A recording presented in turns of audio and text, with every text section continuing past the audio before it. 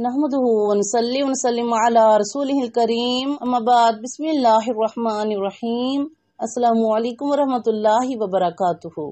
سامعین، معراج کا موضوع قربانی کے گوشت کے حوالے سے ہے۔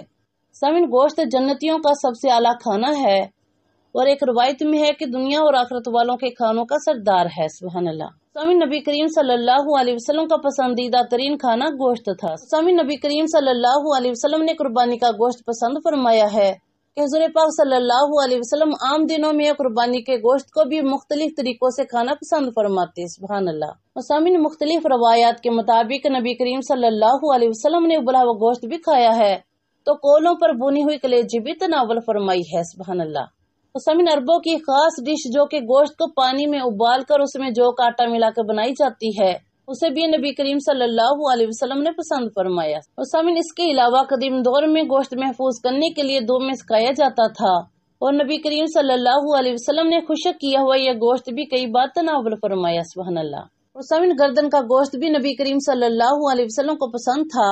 اس کے بارے میں آپ صلی اللہ علیہ وسلم نے شاہ فرمایا کہ یہ جانور کا اگلا حصہ ہے، ہر اچھائی سے قریب ہے اور ہر گندگی سے دور ہے۔ سبحان اللہ۔ سامعین، حدیث مبارکہ سے پائے کھانے کا ثبوت بھی ملتا ہے۔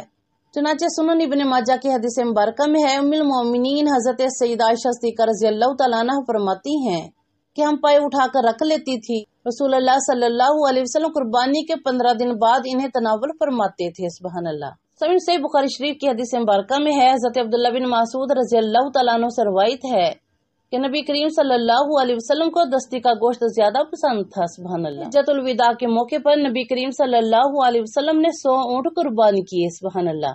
کہ سامعین، اونٹ کا گوشت عربوں کی پسندیدہ غذا تھی۔ اور سامعین، عید الاضحیٰ کے روز اپنی قربانی کا گوشت پکا کر کھانا، اس سے پہلے کوئی چیز نہ کھانا مستحب ہے۔